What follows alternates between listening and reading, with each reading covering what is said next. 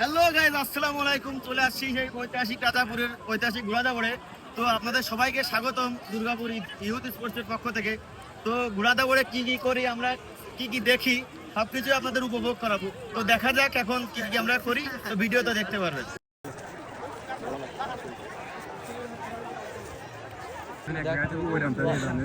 এই ঐতিহাসিক ঘোড়াদৌড় হয়ে গেছে, দেখা যাক। কালোটা কই